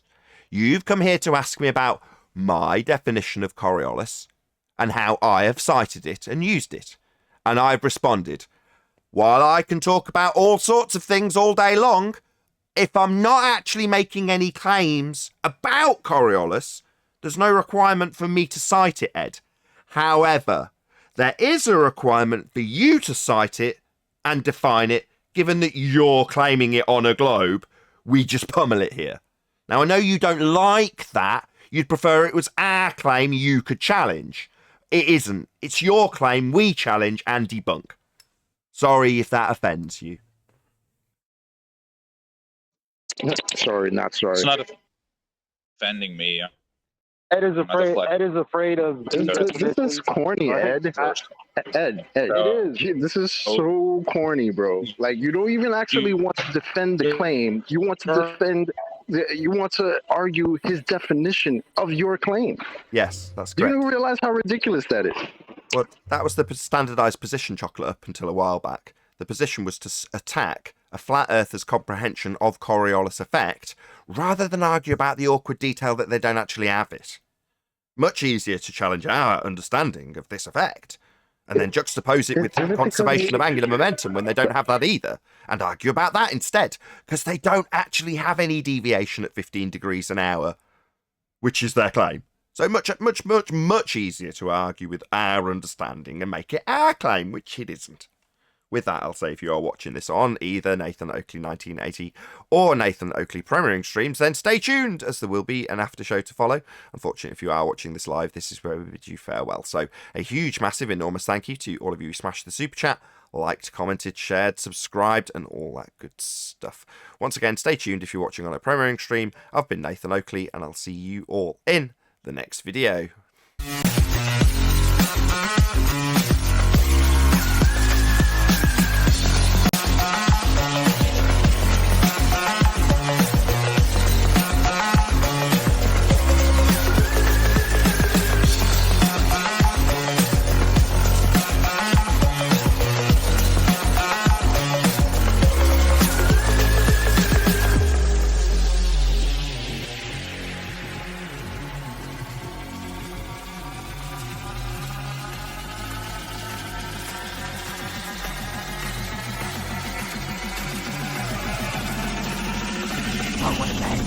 What a lovely day! Provide the definition, the citation that Nathan had on his live stream. So have fun with that, Ed. Ed Kosho gives a good one. Ed's a one-trick pony, and every you guys time should he just fuse flips the burden together. of proof. Yes, he is a one-trick pony. That's all he's ever got. Flick the burden of proof. Correct. Absolutely. Looks like Righteous left them up in the live stream. He didn't come down with it. Why didn't you just go after your definition and how you defined it? Why didn't you just do that? Because he's in pain if he defines it. So he's got to play these games. It's too much pain to try to prove something that isn't there. How Nathan defined it is exactly how it's defined. and all three of the sources that I provided. He's silly. I think maybe he just didn't understand the words Nathan was using. I think that's where we're at. Here, let me give you an He example. needs it to be Nathan's claim. Correct. Let me give you. Needs Go to on, be Nathan. my claim. Correct. Let me give you an example of an actual event. So I'm talking to this person amidst like a gathering, and there's a lot of people there. And, you know, eventually everyone's ears turn towards the conversation. But here was the conversation. It was about Earth rotating or not. And it started out, I mean, this is a normie. And I said, so you believe the Earth is spinning at 15 degrees an hour? He said, yeah. And then I said, so do you believe in the Coriolis argument for it? He says, yeah. And I said, great. So if the Earth is spinning underneath objects, then that would prove it, correct? He says, yeah. And I go, so when you go up in the hot air balloon, why is the Earth not spinning underneath it? Instant brain freeze. He's not a trench guy. The logic was so strong that it just froze him. I said, come on, if the Earth is turning. Normies can't deal with Coriolis, man. They really can't.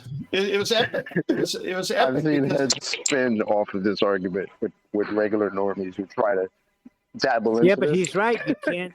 He's right. They get stuck with that. That's how you stick them, because it makes sense, and they freeze.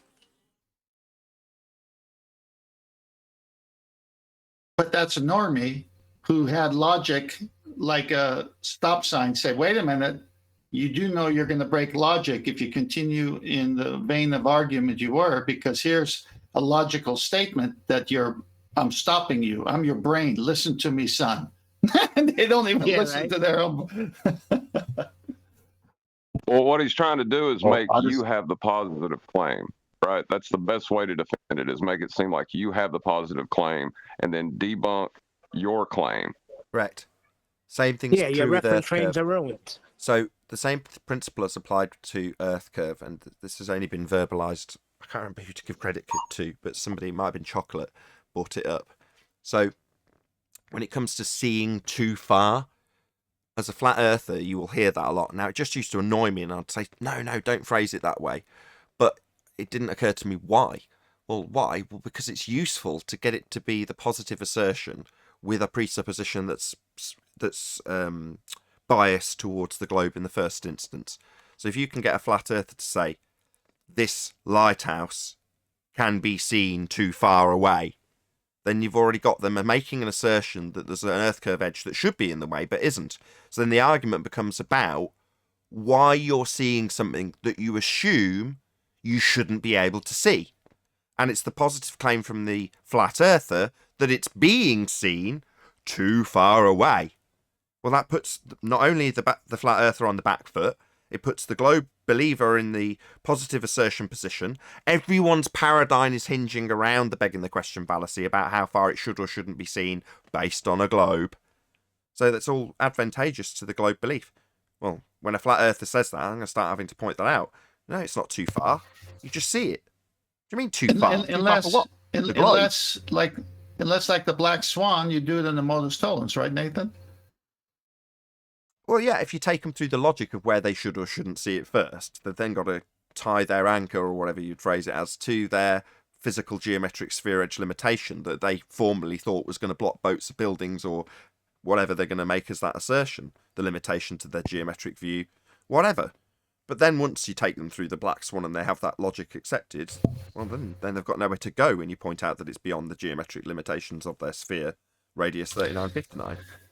But isn't that what we're seeing? Is the minute we say, hey, we'll start off with your presupposition, but we'll do it this way in the modus tollens because it's tied to something that can be validated or invalidated by this argument, the way it's phrased. We start doing that with everything they say, they're not going to last 2 seconds. And normies don't, as you keep pointing out. But at trench level, you're dealing with zealotry, not normies. I don't like that we see too far claim. I hate that. Me too. Rooted in the presupposition of something getting in the way, and that something is Earth curve. Exactly. It put you right on the ball. Same thing as Neil deGrasse Tyson Tyson slapping the thing and say that stuff is flat. It's got you on that heliocentric ball already. Now I got to climb off the ball and start arguing a different way. I hate it. Same goes for the horizon being bent or not bent. If you talk about it in the terms that Life is Short talks about it, that his careful phraseology is to say that what makes the vanishing point in the distance, aka the horizon, is your eye level. You know, it could come closer, but it is basically your eye level. That is what it is. So to say the horizon rises to eye level rephrases that in such a way that reifies the horizon as a flat earth into something that should be or shouldn't be bent in physical terms. So when a flat earther says the horizon rises to eye level, it leads the conversation down a path that has both parties arguing about a physical assumption bias regarding the horizon. And it always flows in the favour of the globe. Because then you can start unpacking the positive claim the globe denier or flat earther has made. Well, the horizon's always flat. It always rises to eye level. No, here's my fisheye photography. No, it shouldn't be bent at that altitude anyway. It's like, well, you're arguing about the physical horizon that you're both assuming now. And then you slip in, well, what do you think the shape of the earth is then, if you're a baller? And at that point... Perfect. You've then got a false dichotomy and reification fallacy with a bias in debate that has both parties reifying the question that's being begged by the globe believer. So he's assuming that there's a sphere edge getting in the way. The question's being asked, why can we see it too far? It's like, well, this conversation's only ever going to go one way, even if you've got a complete drongo fighting for the globe. It's all stacked in their favour. Till the black swan. Yeah, it's like getting on a plane and arguing with the pilot about where you're going. Well, you're still going where that pilot wants you to go, no matter how much you argue with him. Once you give them that, you know, you're just going where they want to go. Correct. And the further we get into this, the less interesting the proof-sees of a globe or proof-sees of a flat earth and their debunkings that are then challenged. That all becomes less and less interesting because it's all a bit samey. Suddenly you start paying attention to how you've been deceived as opposed to the deception. The deception holds no interest for me anymore. Earth's obviously flat. There's no two ways about it. Nothing's going to convince me otherwise. And I can say with 100% certainty that that's always going to be the case. I'm not going to suddenly go, oh, wow, what a silver bullet for the globe. No, it's the outrageous claim that I can't believe I fell for, as opposed to something that, oh, well, might still be true. So from this point on, you go, well, how were we deceived? And you go, oh, Jesus. Along the path of finding out the Earth is flat, you've been led on roads that led you to challenge or debate with people that weren't necessarily very educated in the subject, but still managed to seemingly get a win in the eyes of an audience. How is that possible? Well, because just right down to the magic of your language alone, we still do it when we talk about atmospheric effects. We're using this language that's got spherical bias in it all the time, and that works to the advantage of the person who's arguing that. Now, it might have only taken 100 years to do it, but, you know, like in 1984, if you've got control of the language and you can tell people how to doublespeak, well, then you can change the world, literally.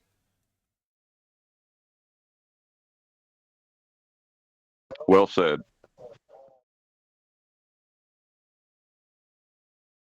It's like we have things that are just absolute and obvious, and everything about heliocentrism goes against that. Like, oh, we live on a ball, but water needs to be contained. We live in a vacuum, but gas pressure needs to be contained. The horizon is a geometric sphere edge, but we can't really calculate where that is because we have an atmosphere. Come on, bros. Come on, bros. We have Coriolis, but we don't agree with the definitions. Come on, bros. Come on. Come on. I can go all day.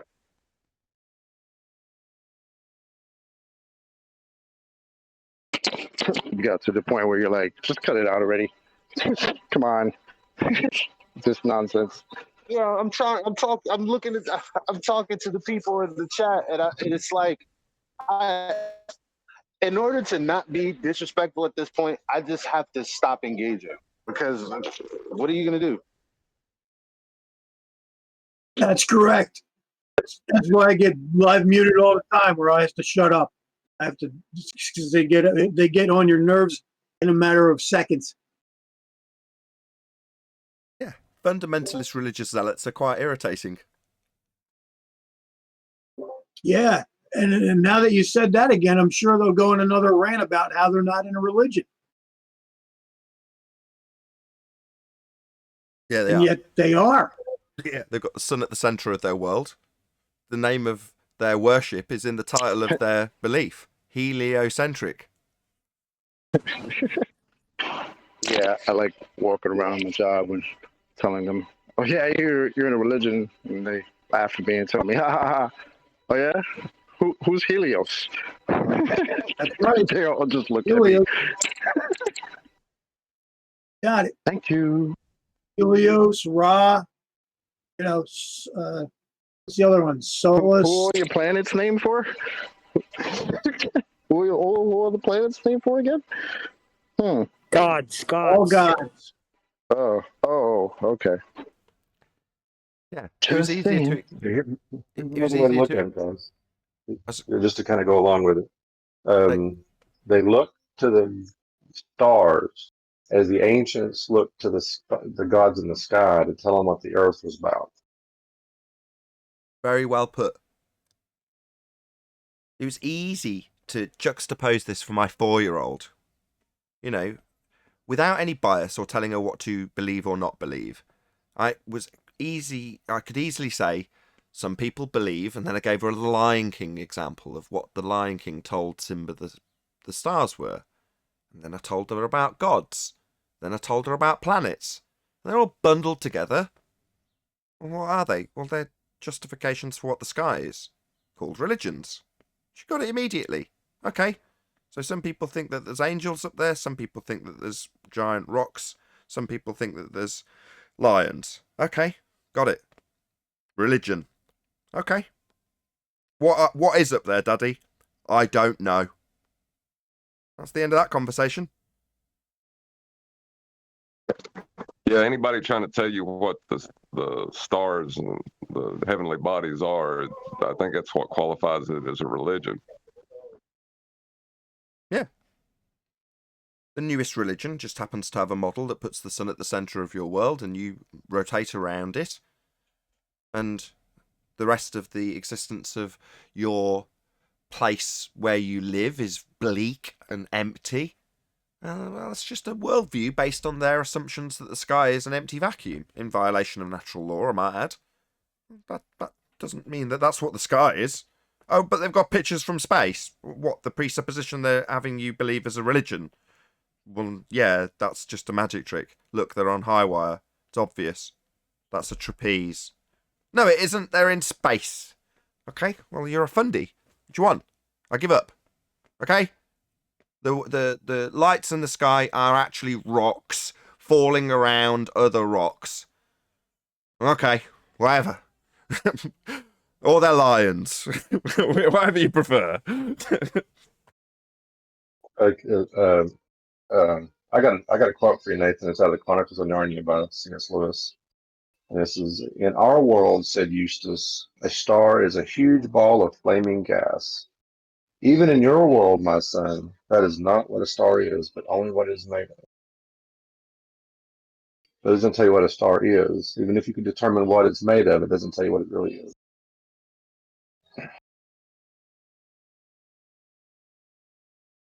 Indeed. Hey Nathan, hey everyone. Hey Brian.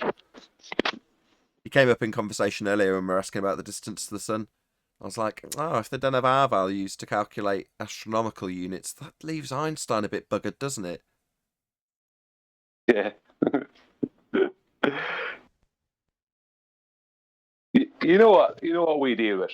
We deal with people who, for 6 years, have been trying to have an interpersonal debate with us when we're talking about the nature of our world. They're trying to have an interpersonal debate with us concerning their belief. They're not even on the same page as us. We're talking fundamentally about where we live and what it is, and they're talking about how we're wrong because they have a belief, and us saying what we're saying is causing their belief problems. So they have a personal problem with us.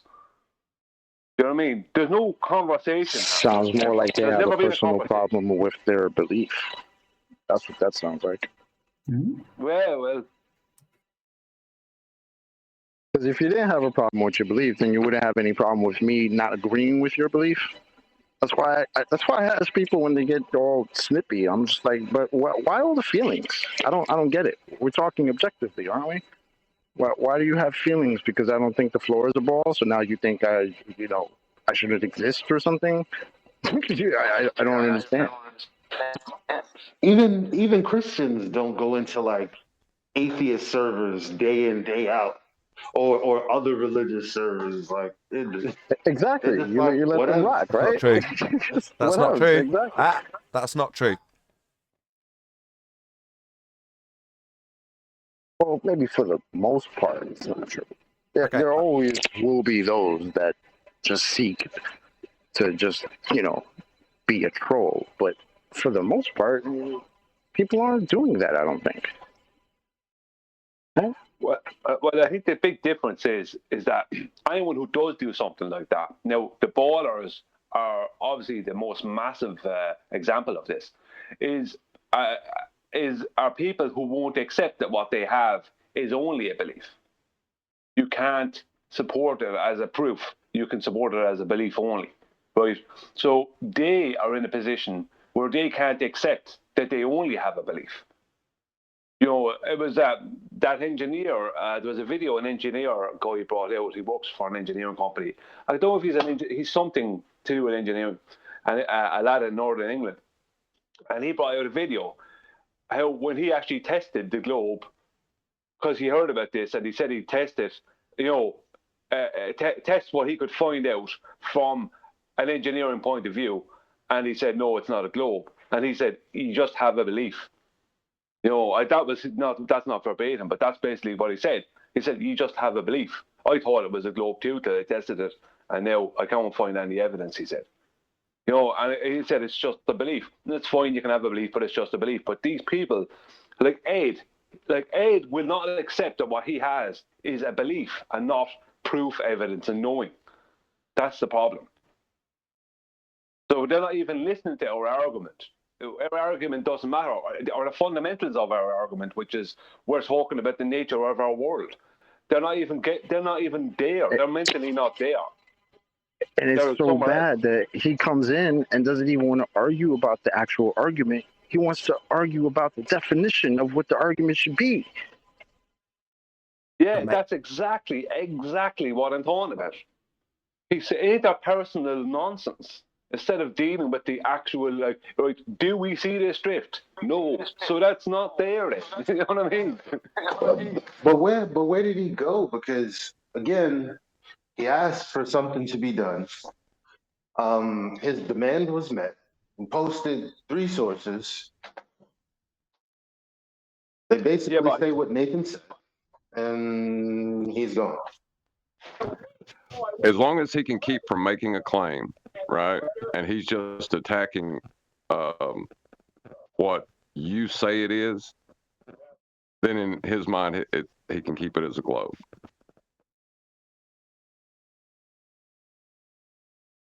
Well, see, there you go. He's trying to have an interpersonal problem debate with Nathan. Something that has that means absolutely nothing. There's no progress involved. But yet that's what he wants to have, because Nathan is pointing out that his belief is only a belief and not a knowing, not a proof, not an evidence, it's just a belief. And he's pointing out, do we see 15-degree an hour drift of anything? No, so it's not there. Very simple. It's just basic, simple logic. But logic is no good when you have a belief.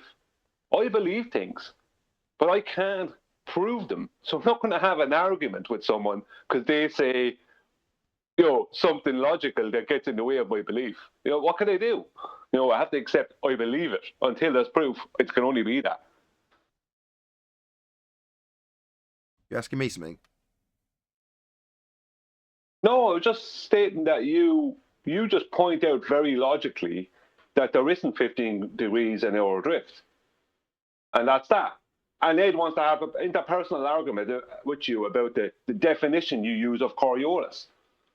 You know, because he doesn't even understand that what he's talking about is Globiolis and not Coriolis. And that's what he's going to come at you with. And he's going to start telling you how you won't see drift, isn't he? Yeah. That's... You Yeah, give him 5 minutes and that's what he'll be telling you. Yeah. Your definition of Coriolis is that you'll see drift. Well, that's not Coriolis. And like you say, he'll substitute it for Globiolis effect. And then we'll have me having to defend that Coriolis is actually Coriolis as a positive assertion that I need not make because I'm not making any claims about it, while he simultaneously substitutes that very effect that I've defined perfectly with his effect, which isn't the same. Well, I was told by Kumu Virus to get in chat. I mean, I'm here. I provided the sources, so what's up, Bucko? Did you want to say something to me or something? Don't waste your time with him. I mean, it is a show. The show must go on. I don't see him.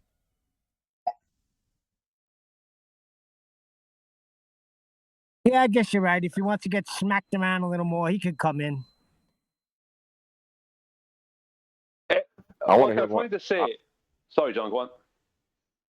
I was going to say I wanted to hear Kuma virus go into conservation of angular momentum again. Oh, you want to use your rebuttal, right? Fair enough. He wouldn't dare. Well, you can't even get to conservation of angular momentum. Oh, I'm sorry, Brian. I keep interrupting you, buddy. I'm sorry. All right, sorry. It's just the way timing is going. This happens, and Nathan, at the moment, right? If I claimed that you were rotating, seeing a spot on the ceiling move around because you're moving around, if I claimed that and you just pointed out that you're not moving, and then I pointed out that you were moving but you don't notice it, I mean, and then you said, no, I'm not moving. And then I said, give me your definition of Coriolis. I mean, what do you do with that?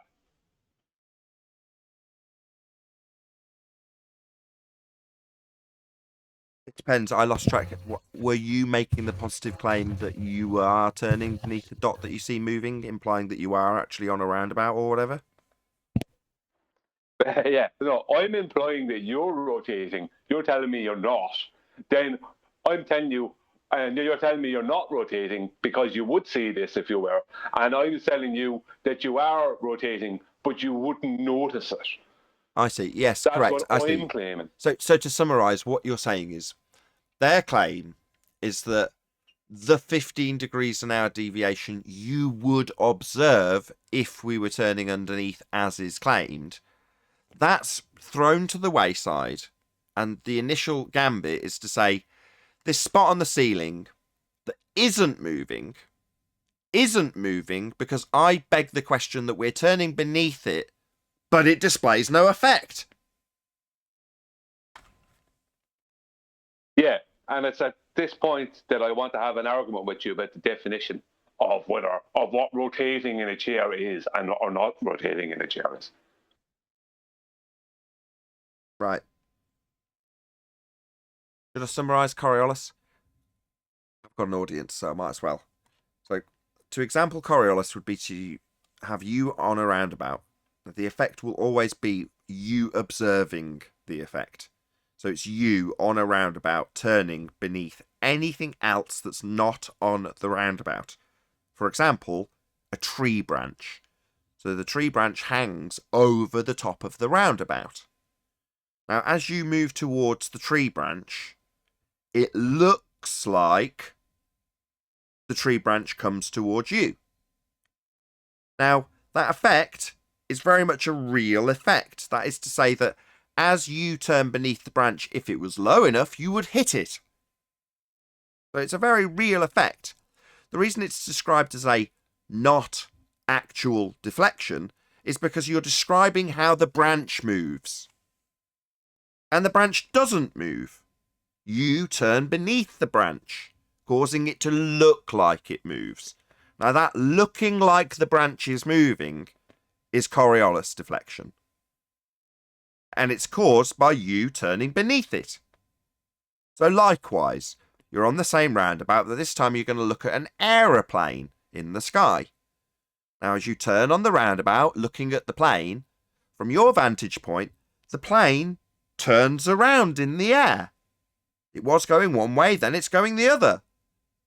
Now that plane hasn't actually turned around. You've turned beneath it. So it's the not actual deflection caused by you turning beneath things.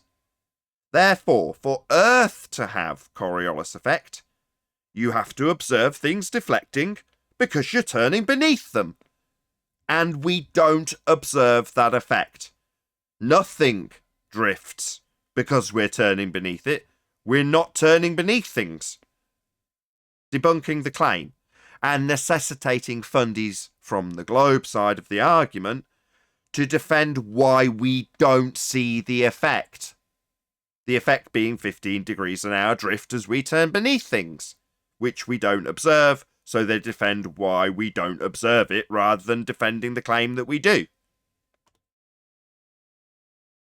Nathan, I have a question about the Coriolis situation.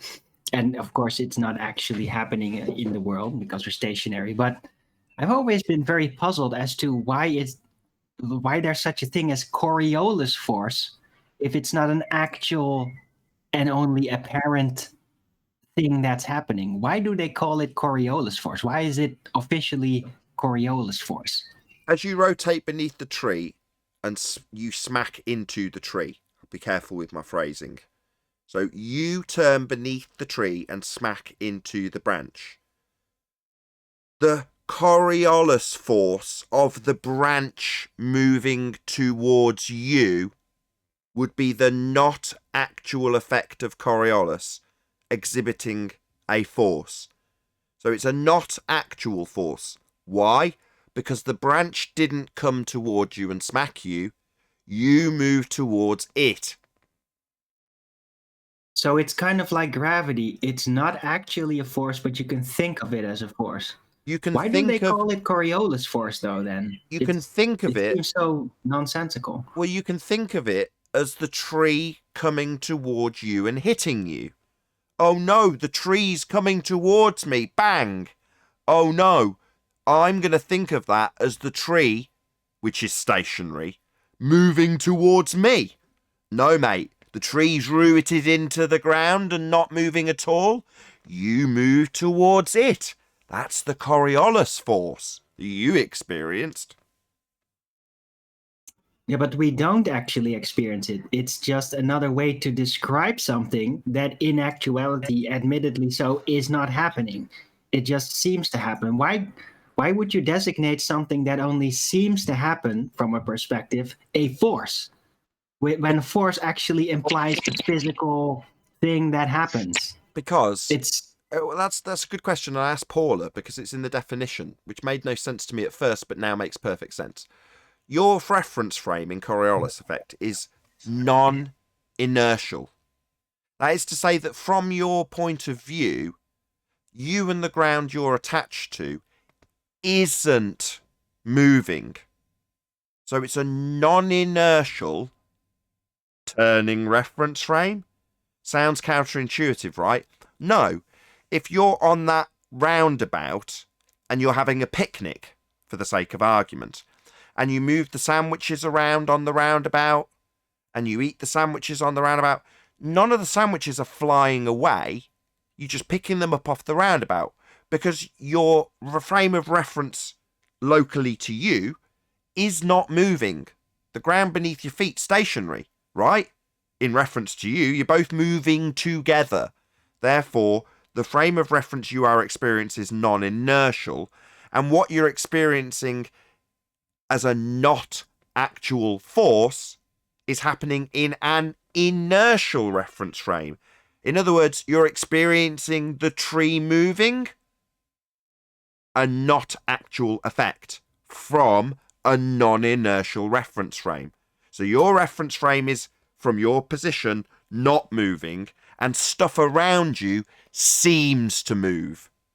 Make sense?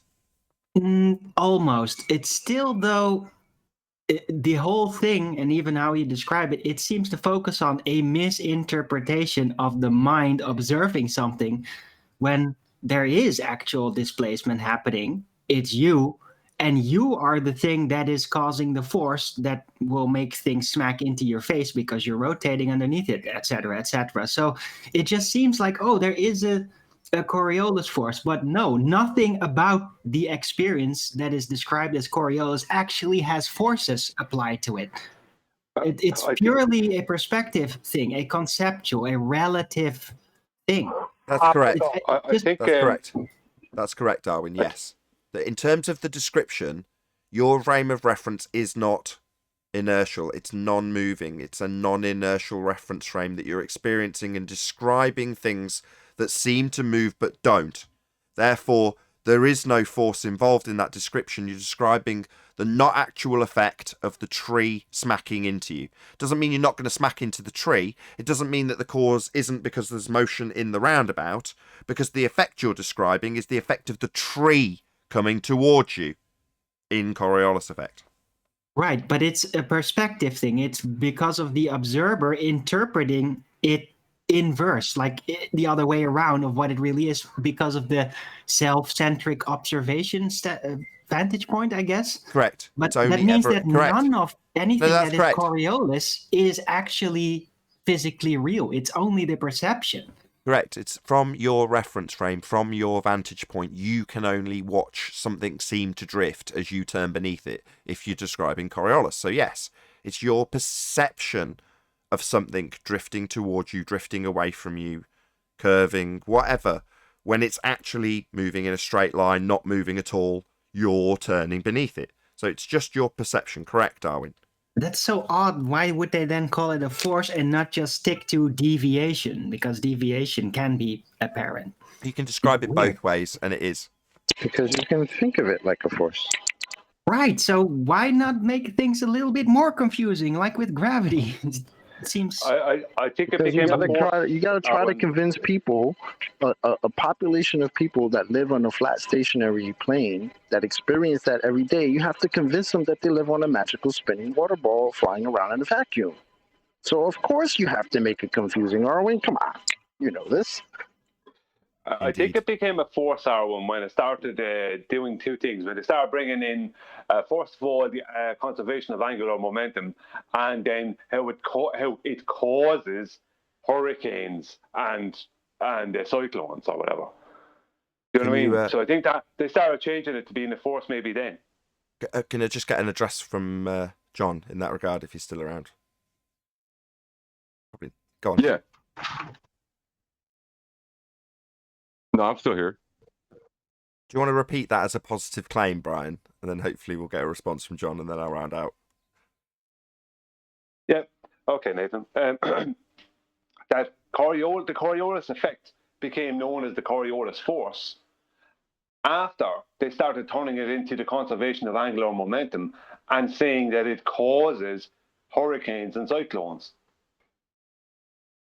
How do you calculate conservation of angular momentum? With radians?